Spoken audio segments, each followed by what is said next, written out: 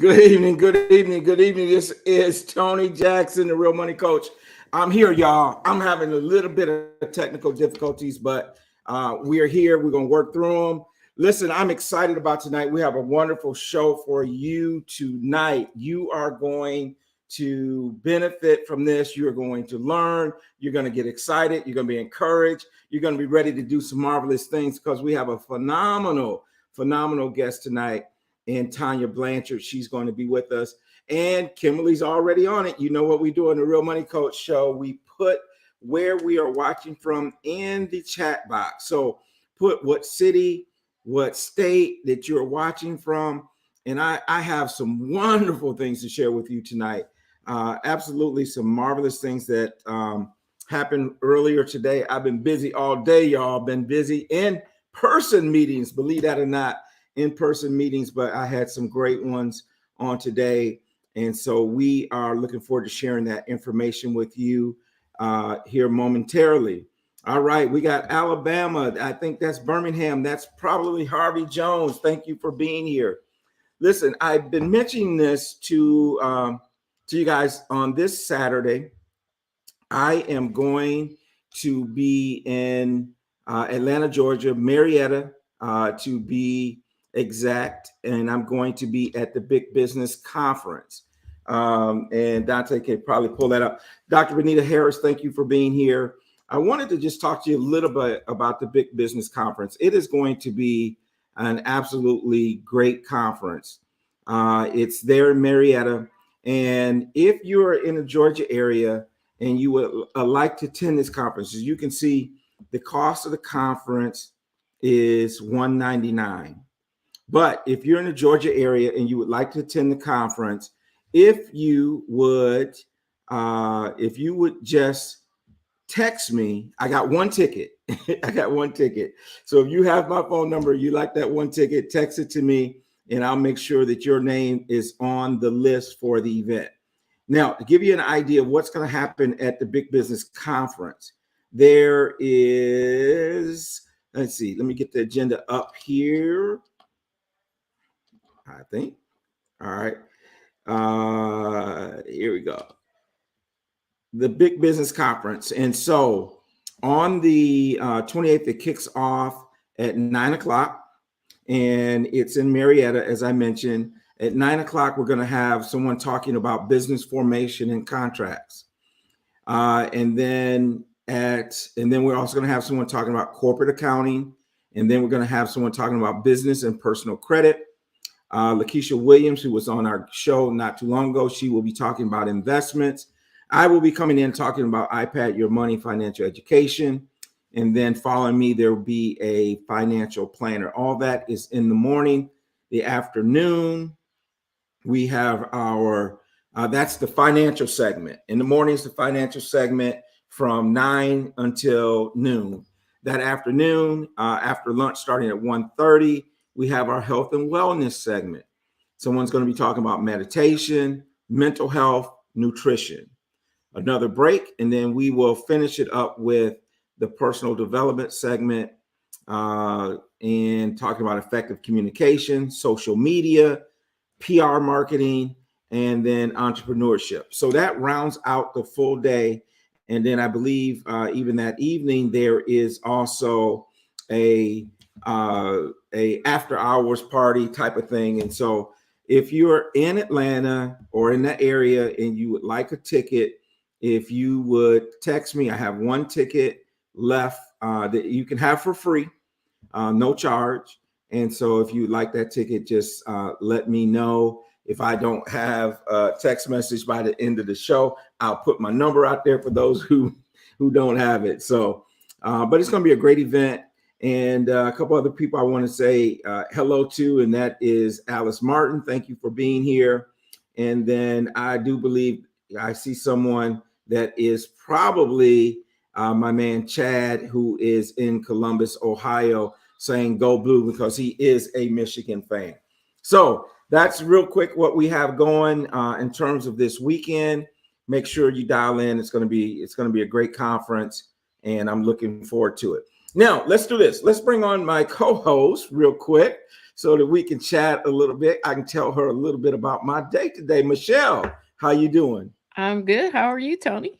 I'm doing good. I'm working through the technical thing. I've been going all day. This is the first time I've been on my computer all day. Your Can you believe? Oh, I was Yeah, gonna say your computer might need a break. yeah. It had a break. It had a break. So, Michelle, let me tell you something. I was in an epic meeting today. This is a big announcement. Well, we're saying it's confidential so that everybody would tell somebody about it. Because if you tell people don't tell nobody, Right. what They gonna happens? tell somebody. They're gonna tell somebody. Yeah. I don't know if you all know the name Don Peoples. Don Peoples is a black billionaire developer. Don Peoples is, he's the man in terms of real estate Mhm. development. Well, we have this area in Charlotte that was once the Black Wall Street of Charlotte. It was called Mhm. Brooklyn Village, and so Brooklyn Village is going to be rebuilt, Oh,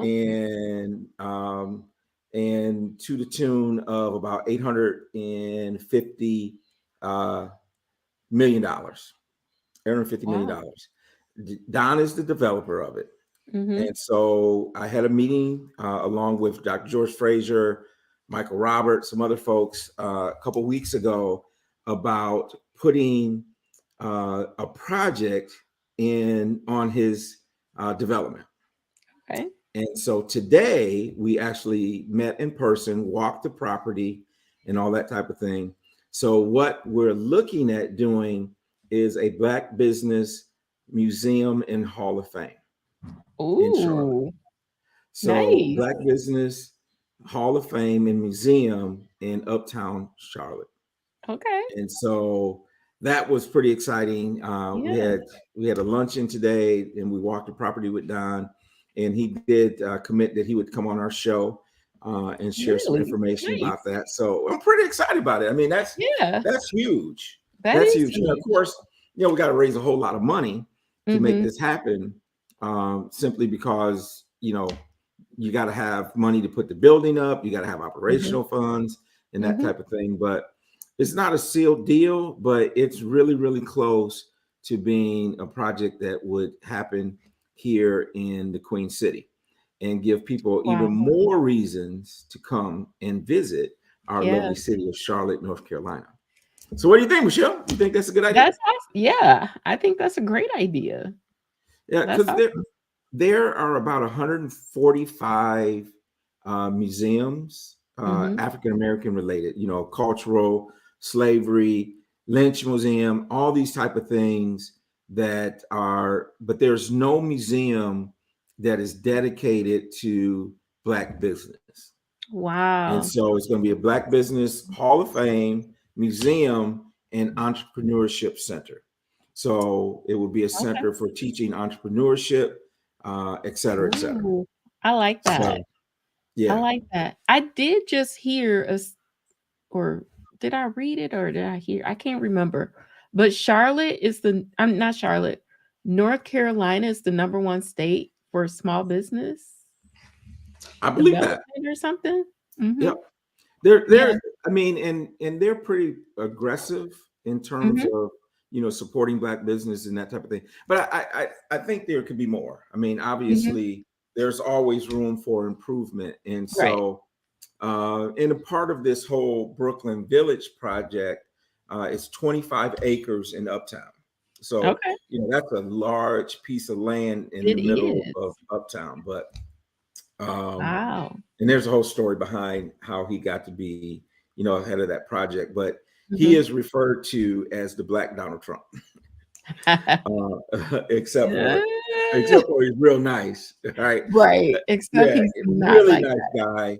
Yeah. I got a chance to, spend some time with him today and his son, and we're excited about this. He's done projects all over the Mhm. country, um, but he had the money, the financing to do it, Of so he course. won the bid.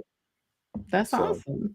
Yay. yeah, yep. So it'll be a mixed community. It's going to Mhm. have condos. It's going Mhm. to have affordable housing. It's going to have business, um, suites, you Mm-hmm. know, and it's going to be several buildings. And Okay. so, and, you know, one of the buildings, it looks like will be the Black Business Hall of Fame. That's So, awesome. and we have a Hall of Fame in Uptown now. I don't know if you remember, we actually ate at the NASCAR Hall of Fame. Didn't our families go to Buffalo Wild Wings right there in Uptown before? I'm sure we did. It could have been When we for went one to the of the, basketball game? no, it wasn't when we went to the basketball game, but we were definitely I don't down remember. there in eight, I think. I'm pretty Okay. sure we did. But yeah, so it won't be too far from the NASCAR Hall of Fame. So Okay. really neat Cool. stuff. Yeah. So yeah, so that's what my day's been. Wow. Luckily, we live in Charlotte because it wasn't cold out there, right? Walking around out there for a couple hours. Man, right. So what's going on in Kalamazoo? We about to get a snowstorm tonight. Of course. Of course, of Yeah. course. Well, Michelle, let me tell you something about our guest tonight. This is what happened. Totally out of character, right? So I'm having this this meeting. Marlon arranges this meeting in a Zoom meeting, which Marlon does that, right? Mm-hmm. And so I get on and we have this lady come on, Tanya Blanchard. And I'm like, man, this lady is, he said, Tony, she is a firecracker. She's full of energy and boom, boom, boom. Next thing you know, I'm interviewing her for the radio show, getting her committed to be here tonight. And so this all happened in a matter of a week, right? Oh my And it's goodness. just so awesome when you And kind of she's meet at a people. conference. Like, And she's at a conference, yeah. right?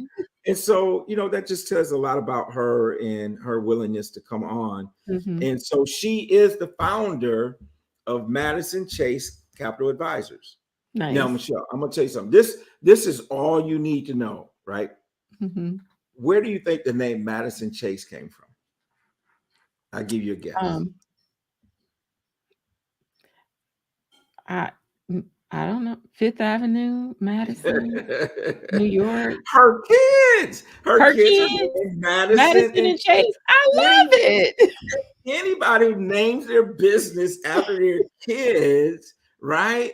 That's the kind of person. That's the kind of person we want to be around, because that speaks of legacy. It does. Right? Because when you think about it, her business is called Madison Chase. Mm-hmm. That will live in infamy as long as that business is living. It is a testament to generational wealth. Yes. And so I was like, man, come on, you got to come on the show, right? Right. So, I love that. She did not tell me that. I know, but I had to tell you, Yeah. right? I had to have something to say in the introduction, right?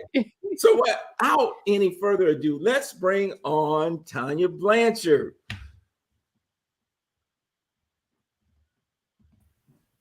Oh, thank you, Tony. Thank you, Michelle. I'm so happy to be here from lovely San Diego. So excuse my background. It's my hotel room. I'm actually at the Independent Mortgage Banking Conference for Mortgage Bankers Association out of DC. This is a conference for all the small independent bankers, because that's technically what Madison Chase Capital Advisors is. We're a non-depository bank. So you can't put money in us, but I could give you some money. How about that? Hey, that works for me, right? Yeah. So that's pretty awesome. And I did want you to talk a little bit about that, because, you know, it's not Madison Chase Mortgage Company. It's Madison Chase Capital Advisors, which says something totally different. Mm-hmm. And I know that you're in mortgage business and that type of thing. But before we get into all that, would you mind just sharing a little bit about yourself with our audience so that they know a little bit more about Tanya Blanchard? Absolutely. I've been in finance for, I'm going to age myself for, over 30 years. I've always done, whether it was, a consumer banker. I worked at Payne Webber in New York City. I got my Series 7 and 63. So I came to mortgages really organically. I was actually recently divorced. I made the decision I was married for 10 years, but said, you know what, no alimony, no child support, let's just split expenses. And then I went 100% commission, and everybody thought I lost my mind. Wow. But the reason that I said capital advisors, because I feel like I do more than just give you a mortgage. I feel like I'm advising you on, not only your mortgage, but the best product for you. So we'll get into it, but there's certain loan products that I don't like because I don't think they're good. And I can't, you have to have integrity. I don't feel like all money is good money. And I just feel like, why don't you just do your taxes and you don't have to do this kind of loan or that kind of loan. So, I'm just a person who really believes in building generational wealth through real estate. And I feel like purchasing a home is the best thing that you could do for your family. And really, that's how most millionaires are created, is through real estate. And that's how generational wealth really gets inherited. You think about that parent. This is my girlfriend. Her grandfather bought a brownstone in Brooklyn, do or die Bed-Stuy, which isn't do or die Bed-Stuy anymore. He paid $10,000 in 1964, and right now that's worth $1.4 million. Wow. My parents own a return on investment. My parents own a 2-family house in Jamaica, Queens. And my kids, I live in Alpharetta. My kids, when they were little, they were like, this house is worth more than my house. I'm like, yeah, it's location and it's 2 houses. So I just really believe that, and that's why I started my company, really, because of the disparate treatment, just being in the industry. And, I don't think your rate should be higher just because you're Black. You know what I mean? I feel like I don't call myself a Black-owned business. I'm a woman. I happen to be Black and I own a mortgage company, but my business is for all people who want great service, great rates, and education. I believe in educate my client. Nobody's going to get that settlement statement at the end and say, what? I got to bring that to the table. Well, we had that discussion at the beginning, because I feel like education is really important as well. So I don't have a problem with people shopping around and, let me knock yourself out, but you will be back. So. well, you brought up something, and it was one of the things I wanted to talk about. And you're in California, and you mentioned that Black people shouldn't pay any more for their loans and that type of thing. Well, this past week, and I talked about this on my Money Minutes on Praise 100 and also 105 Point R&B, where I do these Money Minutes, right? And there's the City National Bank in LA was hit with a $31 million, it's a $31 million settlement for redlining. And of course, redlining is where, literally in the past, they would actually draw a red line on the map and said, we're not going to loan money inside of these different areas. And on this show and others, I've been critical of Bank of America and some others. And I even said on the air that I'm not anti-bank. I'm just anti, predatory lending. I'm anti-redlining. But they were hit with this $31 million lawsuit. And the thing about it for me was, we're not talking about something that happened in the 1970s. We're talking about this was from 2017 to 2020. Wow. And the saddest part about that, too, is that in 2020, that's when interest rates were the lowest. So this $31 million settlement, where's it going? Is it going to the people that you didn't give a mortgage to, or are you just paying a fine? Right. Well, and here's the thing, 26 million of it has to be given to lending. So they have to lend. I don't know how that's going to be calculated and all that kind of stuff, but they have to have some incentives for, and these particular families that were redlined against were African-American, Latino. So 26 million of it has to go in terms of providing loans to Latino and Black families. And I think 5 million of it was, penalty. But that was the settlement that they made instead of, so, how DOJ did all that. So probably that made it them a little bit more willing to settle, because they were saying, hey, we're going to give these loans out. But my point is, why is this still happening? Here we are in 2022. I think it's happening because, racism still exists, predatory lending still exists. And, people don't want us to get ahead. I mean, that is really the saddest thing. And it's really just it's literally just disrespect. of our dollars. And the story that you're referring to is that in 2016, I went from a bank to one company, and I'm very rate conscious. So they showed me their rate sheet at the beginning. I said, okay, great. And then when I started, I saw my rates were higher, and I was like, oh. So, I had a conversation. They said, well, you could lower your compensation. I said, well, no, I'm not lowering my compensation to give somebody a better rate. This is the comp that you gave me. So I just couldn't do it. I don't even think I was there 2 months, and they gave me a $15,000 sign-on bonus, et cetera. So, after I quit, I resigned. I said, I just can't do this. And I get the FedEx that says, you got to pay this $15,000 back. And I called the regional and I said, hey, when we met in, Miss Smith's office, I said, I pulled out my current rate sheet. I said, you were off by, an eighth. I said, when I got here, now you're off by 0.5 point.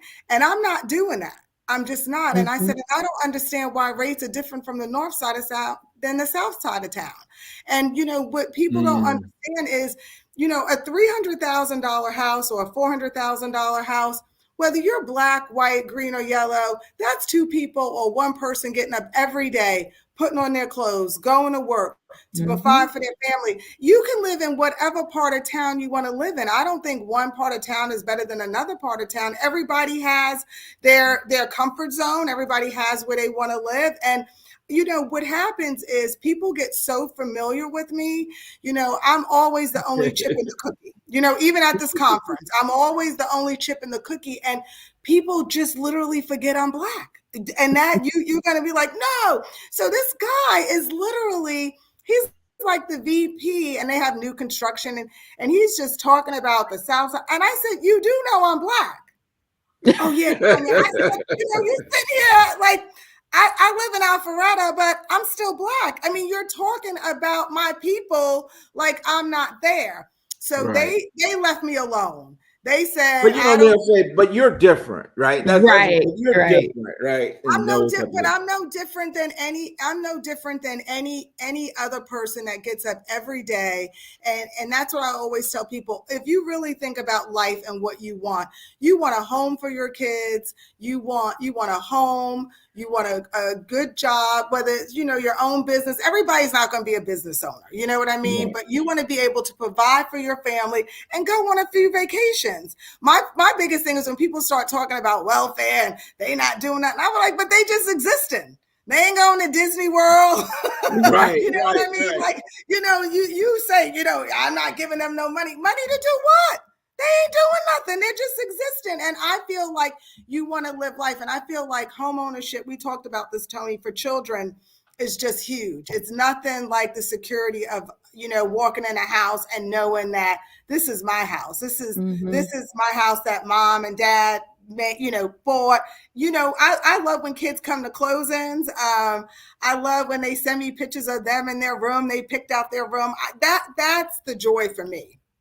Well, I think that's so significant because, again, having the security of knowing this is your home, I think the opposite of that is when, someone's transit and they move and next thing you know, they're going to move to another house.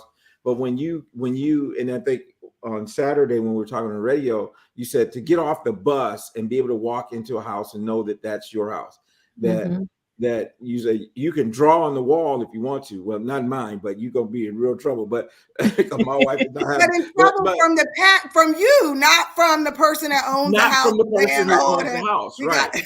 Right. And that's so true. And I think the other thing that you said, and maybe you can explain, it says like if you're paying someone's mortgage, it's either going to be your mortgage or your landlord's mortgage. You're paying a mortgage. I just spoke to a woman on the phone, and I wasn't in a very, it was one of those calls that you had to return. And she just said, well, I'm just going to wait. If I'm only qualified for $250, I like my house and I'm paying $3,200 a month for rent. And I said, did you hear what you just said? I said, for convenience. So you can live in a house. I don't know who you're flexing for because it's not yours. You know what I Right. mean? You're paying somebody else's mortgage. And I get it. I would never tell somebody to move in a neighborhood that's dangerous where you don't feel safe just to own. But here's the flip side. If you purchased a home from 2017 to 2022, 2021, you know how much equity you got immediately? And that's the biggest thing. If you don't own, you are totally out of that game. You will never be able to say, even if she had bought a home last year for $250, she could sell it now and take that profit and buy her dream house. But so many people get caught up in what things look like. You know what I mean? What was it? The millionaire next door? You know, he's driving the Pontiac, the Buick, and the person with no money is driving the Benz. You know, they don't own it, but they look like they own it. They look like they have wealth, but they truly don't have wealth. They don't even own their home. Well, and that's what, my goal is not to look like I'm winning. My goal is to actually win. Actually win. Not just look like you're winning. Yeah. So you bring up an interesting point. We know and we saw interest rates change relatively quick, right? Dramatically. Mm-hmm. Yeah. So what do you tell someone who's in the home buyer market, but now all of a sudden they've decided that maybe I should wait because of interest rates? I mean, how do you overcome that? I tell them, I think it was Dave Ramsey that coined this: marry the house, date the rate. You know, marry the house, date the rate. You know, here's the thing. If you look, I bought my house in 2006. My dad helped me buy my house, and the rate on the first was 6.5. The rate on the second was 10.5. I paid $249,000 for the house. It's in Alpharetta. You know what I mean? My value literally doubled. You know what I mean? I was never underwater, and then I refinanced to a years later at 2.75. So even though I paid a higher interest for maybe 5 years, 6 years, when I refinanced, doing it at a 15 at 2.75, I hit everything but I had the house. And I'm right now I'm in San Diego, like Wes said, at the MBA conference. And so they're predicting that by the end of 2023, rates will probably get down to the low 5s. But why would you wait? If you can buy right now, why would you wait if you have the down payment and the closing costs? And that's another thing. For me, although rates spiked and, loan applications really came to a halt for a minute, it stabilized the market, because, in 2021, it was horrible. FHA offers weren't being accepted. I mean, VA, our veterans who, are in, Afghanistan, sleeping, in sand, with 20 pounds of equipment, you're not going to take their offer because it's VA. You know what I mean? That's what we were dealing with. So by the market stabilizing, I call it stabilizing because now FHA offers are getting accepted. Sellers are, now you can get a little bit of seller concessions. Sellers are paying a little bit of closing costs. So to me, I liked it. And it was a program called Ribbon. Ribbon was to me horrible. I just they came behind an FHA offer and said, we'll guarantee this. We'll guarantee that this house will close. But even if the buyer was fully qualified, clear to close, they still had to pay Ribbon 1% of the sales price. Just to get that offer accepted. So I'm happy that that's over. I really am. I mean, it just broke my heart because it's but it was nothing you could really do. You know what I mean? That was just the market and nobody wanted to take. And an FHA loan gets such a bad rap. Like it's a bad loan. Sometimes I could have a client with a 760 score. I don't want to put them FHA, but their debt to income ratio is so high. You've got Fannie and Freddie, and that's conventional. And on a whole, you're not going to be able to go above 45% debt to income ratio. That's just a kind of a general rule once you go through automated underwriting. But FHA, you could go up to 57%. Oh, I didn't realize that. Yeah, Wow. 57%. If once you run it through automated underwriting. So you have some people that are in FHA loans literally just because of their debt to income ratio. I always try and educate my clients. You know, the one thing about an FHA loan that a lot of people don't tell you is that mortgage insurance, and this has probably been 10 years now, stays on forever. You know, you have to refinance. You got to get the PMI, the mortgage insurance stays on forever. You have to refinance your way out. But once again, if you're not paying your mortgage, you're paying somebody else's mortgage. Right. Well, and then to me, FHA is a low cost of entry, right? Because 3.5%. 3.5% now. And so I looked up Charlotte, North Carolina. So Charlotte's conforming loan limit is $726,000. So, you know, Charlotte's not I heard affordable housing. I don't know how much affordable housing we're going to have in Charlotte when the conforming loan limit is $726,000. But what that means is you can buy a house for 3% down. Mm-hmm. In Charlotte, you know, we're at 726, so you could probably buy a 750,000. I'm just doing rough math. Probably between 740 and 750 house, 3% down. That's huge. Now you got to be able to afford the payment, but that shows you where Charlotte's going as well. Mm-hmm. Right. So when you say conforming, that is the max that you can do on an FHA loan. No, that's the max that you can do on a conventional loan without going jumbo. Okay, without going jumbo. And if you want me to look up, I didn't look up FHA guidelines, but I can look it up in a second. But yeah, so for loan limit, so in anything over 726,000, now you're in jumbo money. And the only thing about a jumbo loan that's different is the requirements are different. You know, on a whole, no bankruptcy, no foreclosures ever. Mm-hmm. You know, at least 7 years for jumbo money, and then you have to have reserves. So you have to, on a whole, if your payment is PITI, principal, interest, tax, and insurance, if that payment is, let's just say $5,000 in the jumbo world, and then you have to have 6 months reserves on top of that. So you got to have 30,000. So that, but at 726,000, you're buying a nice house in Charlotte. You're buying a nice place. You're buying a nice place. Absolutely, 100%. Yep. So you know, and I think that's so important. And you mentioned this about affordable housing. And I say it all the time. Charlotte doesn't have a housing problem. They have an affordable housing problem. Mm-hmm. Because if you look at the property values and what houses are being sold for, they're there. But there is still a lot of great properties that I think people can get into. And the fact is, you know, start to own. You got to own. And you got to start. You have to start. I went to one of my clients, picked 12 women. She picked us 12. She took us to Hilton Head. She paid for everything. House on the beach. It was this, you know, she was one of the 12 I picked. She put me in a room with the girl, Christy Ortiz. And she will definitely do a testimony. She, you know, what do you need me to do? She was my roommate. You know, I'm sitting, I said, you own a house? She said, no, I'm divorced. I said, oh, what's your credit score? She's like, oh, I think like a 580. I said, you got money in your 401k? She said, yeah. I said, okay, when we get back, you're going to get a house. She got back, she called me, she did her loan app. By the time she closed, her credit score went up to over 620. She bought a house. Now this is the key. She bought a house for maybe 190.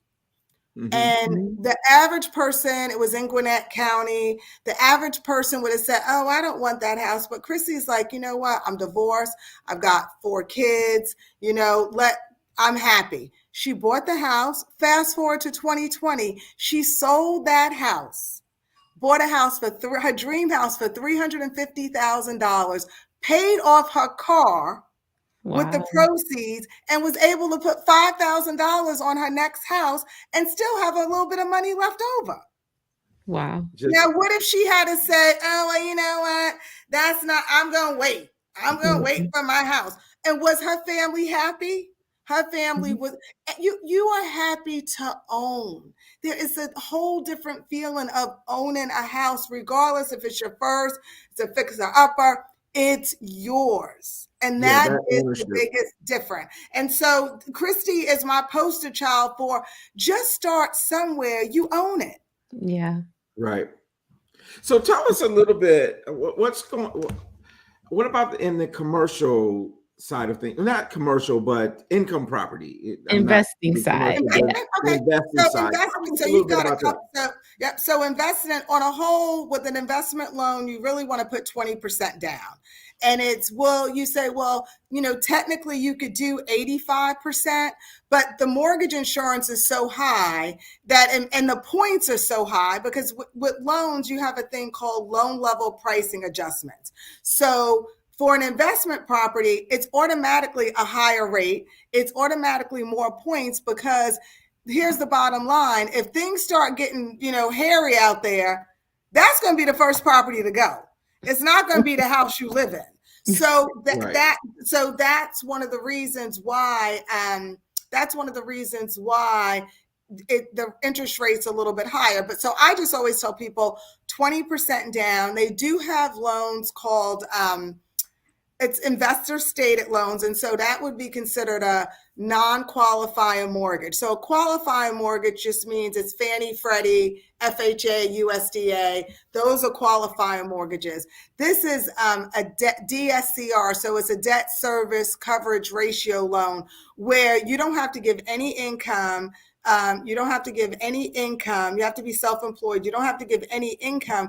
But once rates jumped, you could do them for maybe 7%, 8% before before October 2021. Now rates are like 10%. Mm-hmm. You know what I mean? On that program. So investment loans are great. And one nice thing too. So if you're in a house and you're thinking about, you know what, I'm tired of this house, but you know what? It's in a great school district. I know I could get a nice amount of rent for this house. You can, for conventional, you can say, I'm going to rent out that house and we'll give you 75% of what the rent is towards your income. And then you would have to put 5% down on your next house. But what's nice about that is it's like, okay, I get to keep this house. That to me, that I think that's the best strategy.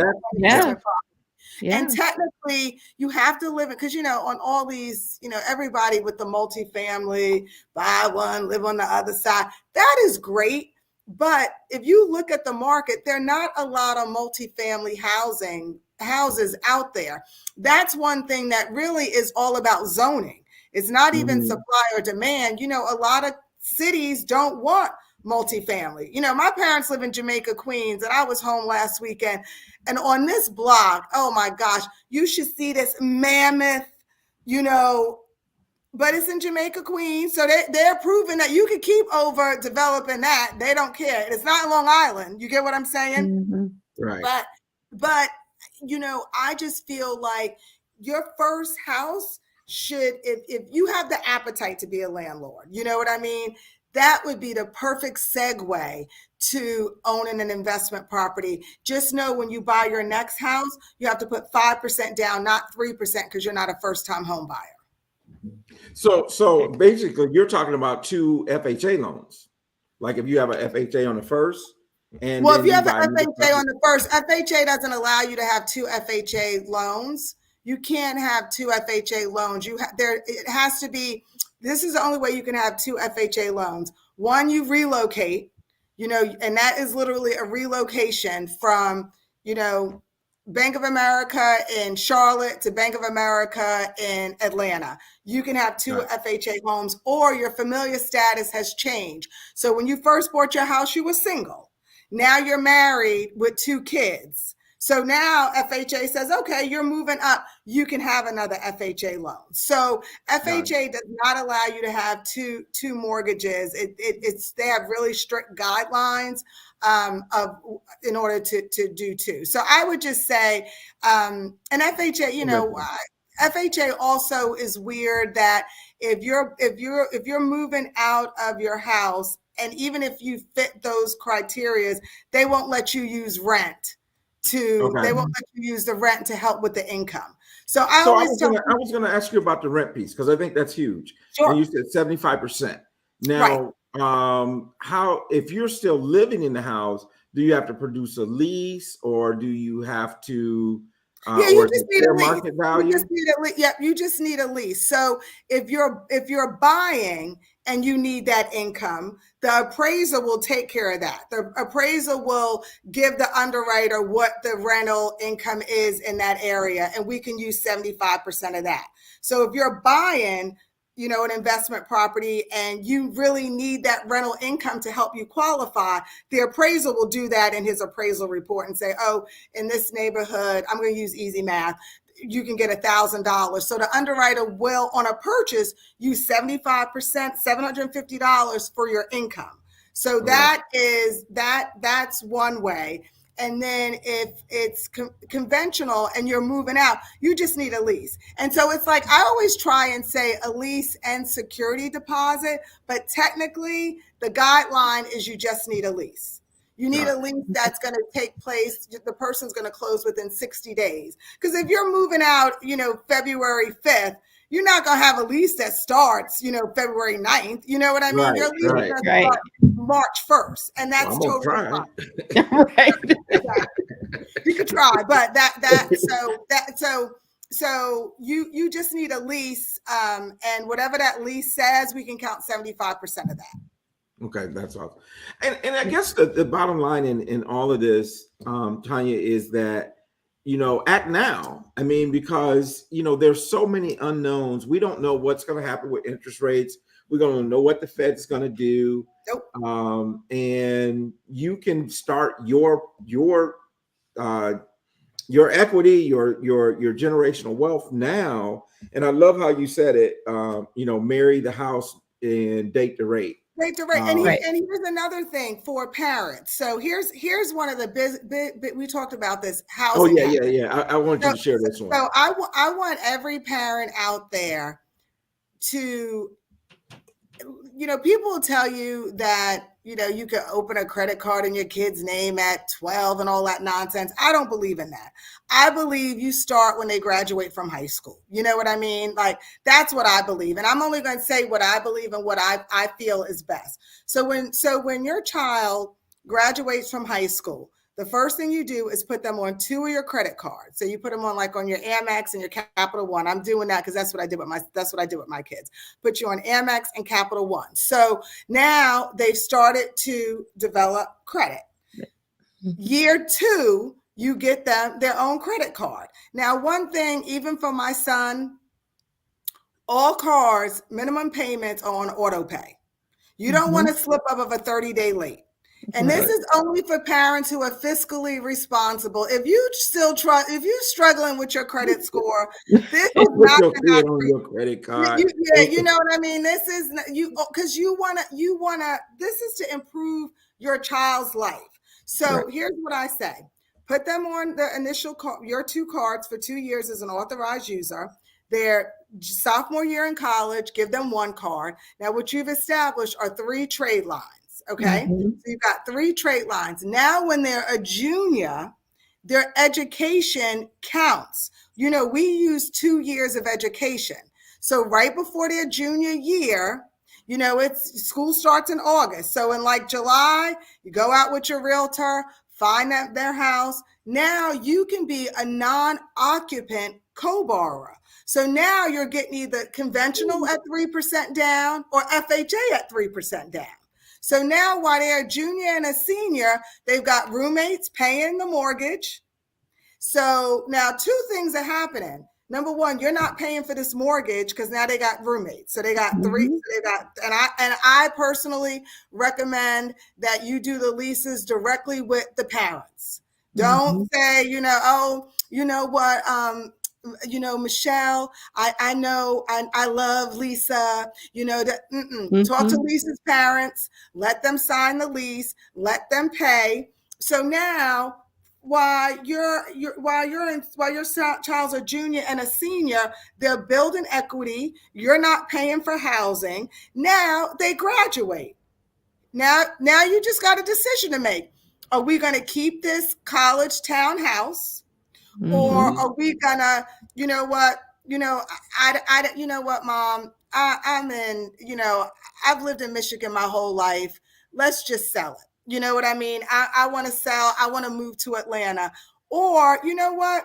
This has been a really good deal for us. Let's keep it, and let's just keep it as student housing. So now they graduate with their credit score is high sevens, easy, because now they have a mortgage, and then they've had those 3 trade lines, you know what I mean, going. So now their credit score is high 7. But here is another hack.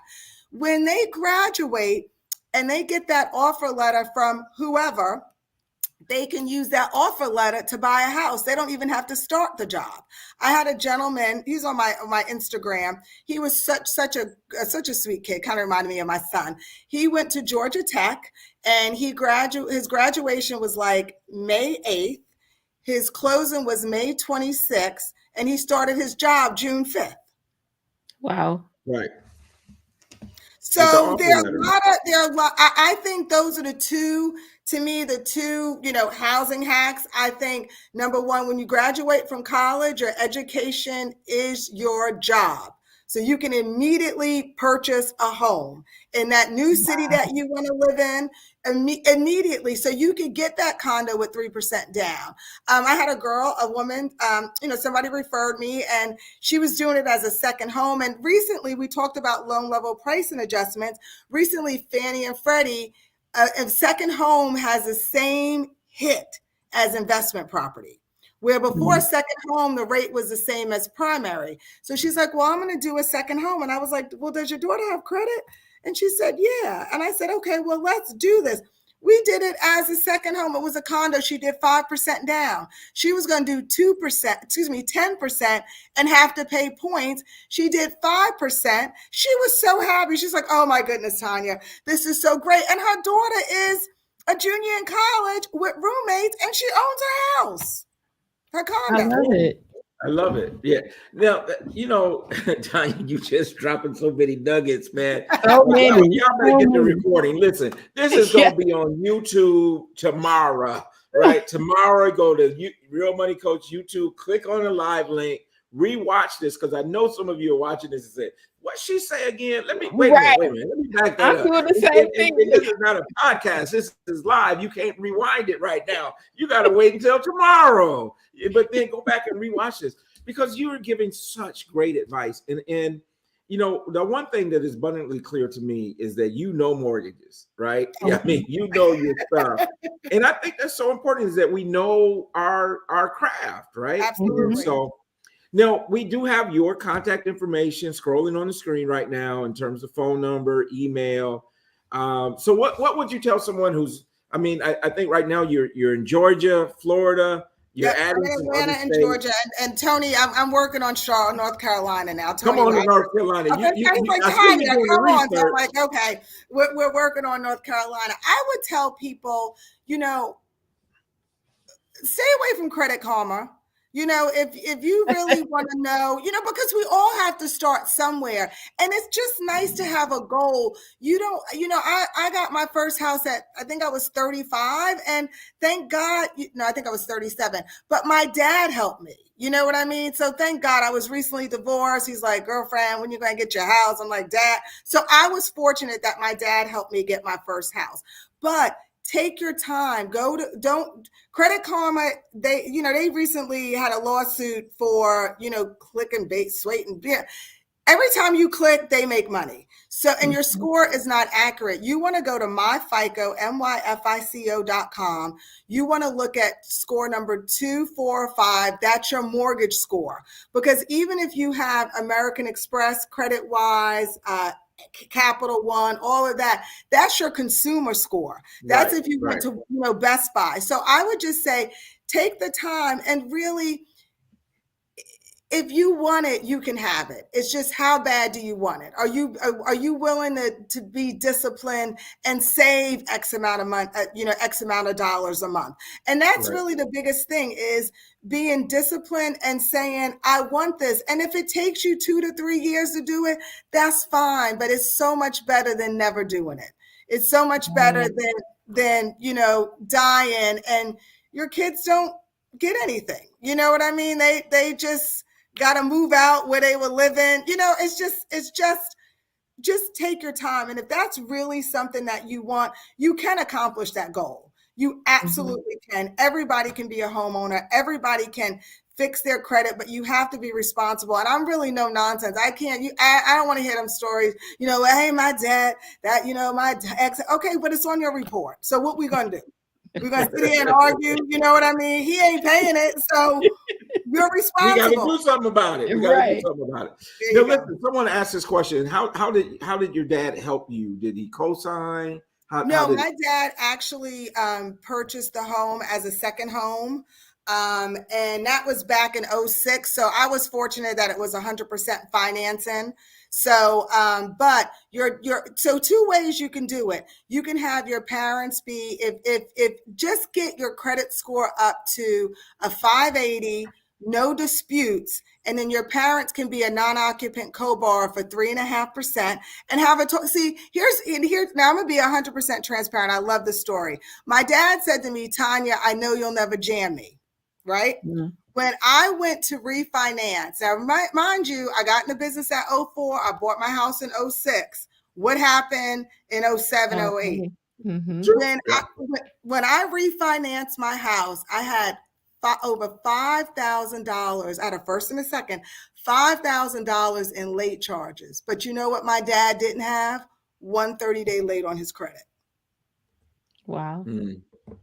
So everything's not perfect. You get what I'm saying? But you have to be fiscally responsible. You can't have somebody put their name and their credit on the line and you have no respect for what they did. And see, my dad knew I would never jam him. That's what he said.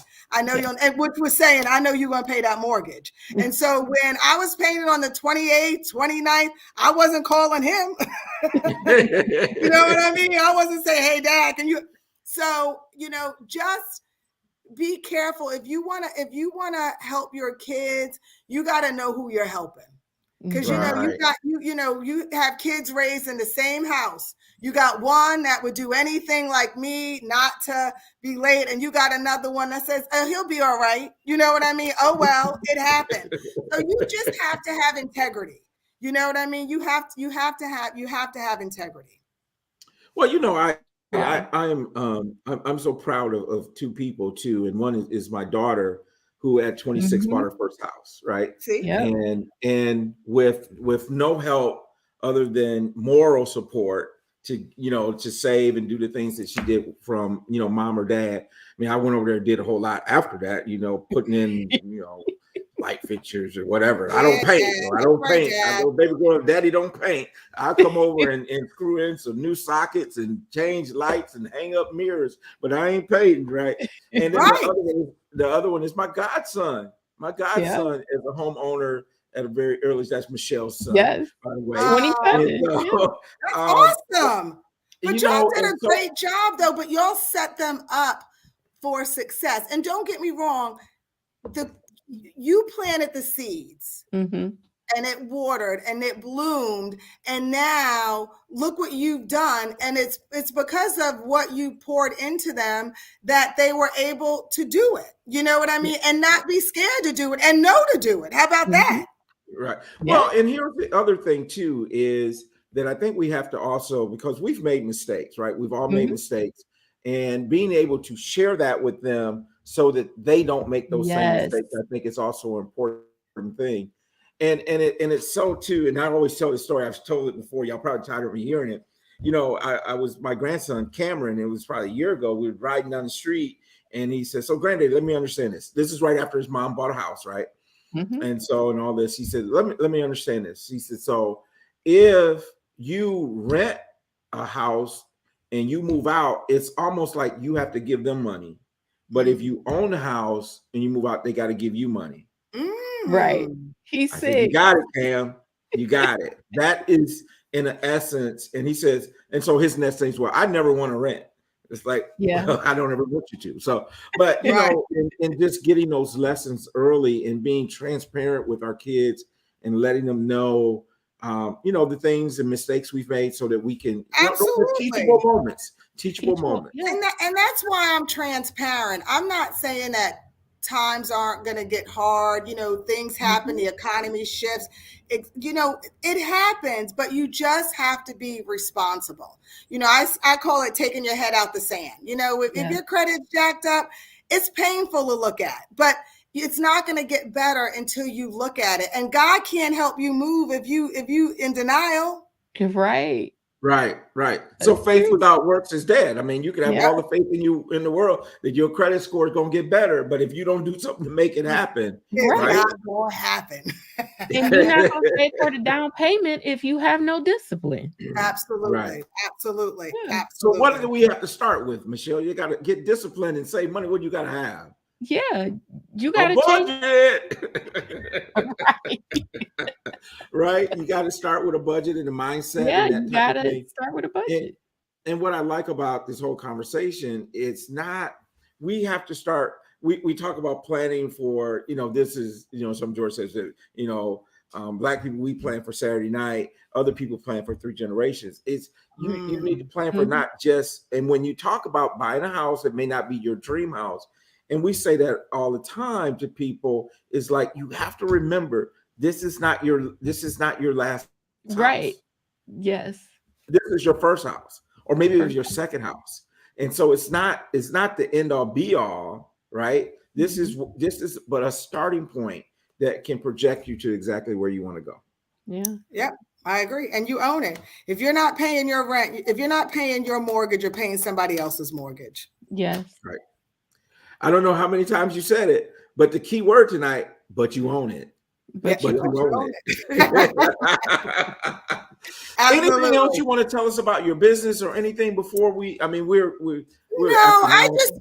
just want all the listeners to,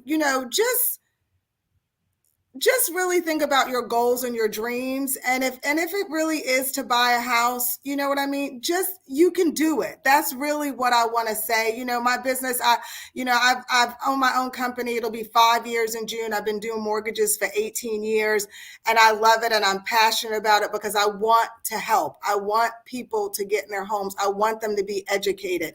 But I just feel like for everybody listening, think about leverage, you know what I mean? And that child going to college and think, and even if you said to, Johnny, listen, Johnny, 2 years when this house is up, this is really mine. But you're on the deed with them too. You know what I mean? But just think of the ways that you can help your family build generational wealth without, you don't have to do that investment property of 20%. While your child's in college, you can get a house for 3 to 5% down. And I think, the multifamily, I think that's great. If I had a daughter, I don't really know if I really want her in a 2-family. You know what I mean? Like, you have to think about next door. Yeah. Right. Yeah, you know what I mean? You got to think about, the location, etc.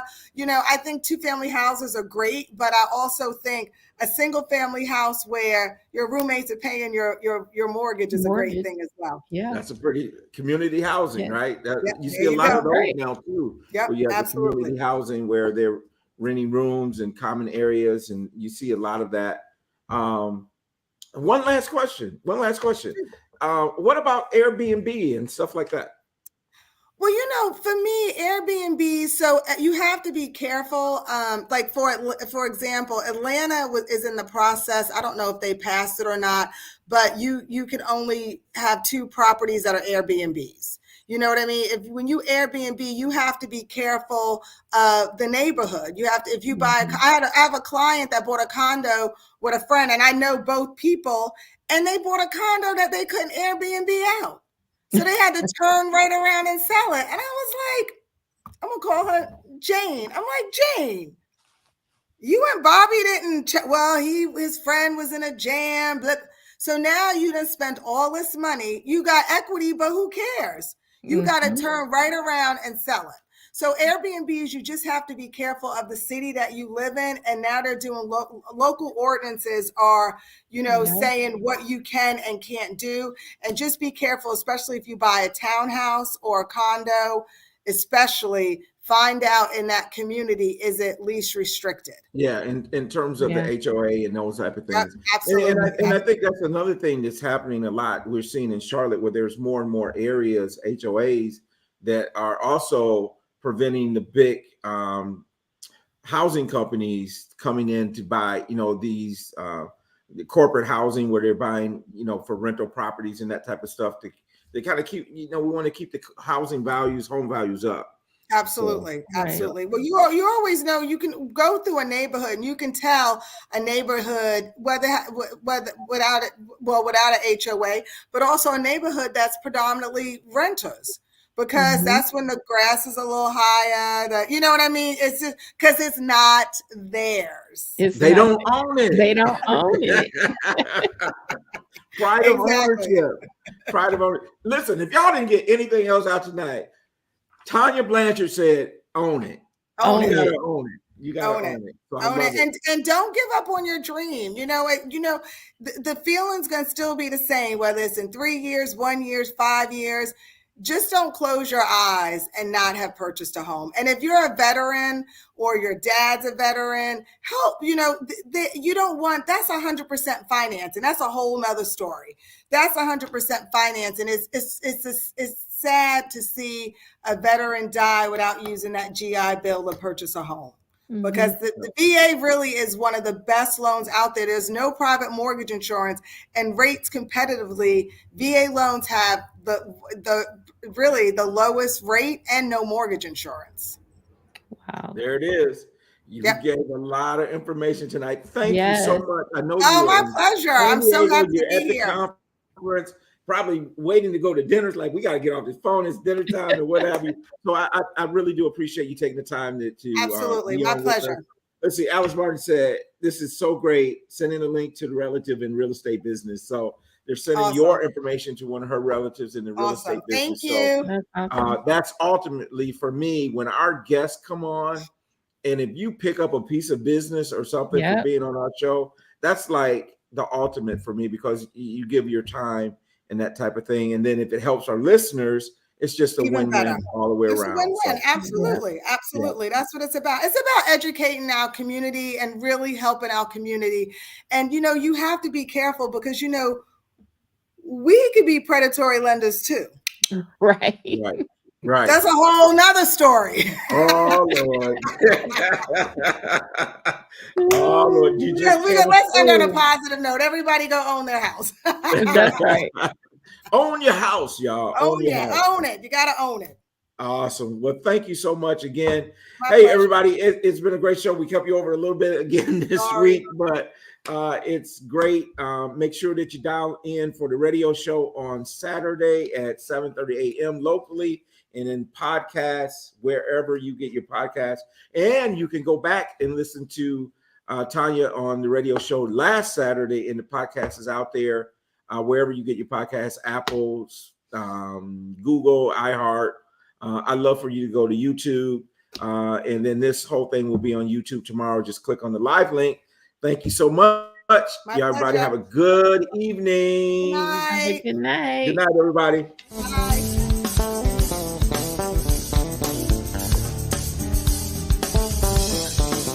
I guess I didn't tell you.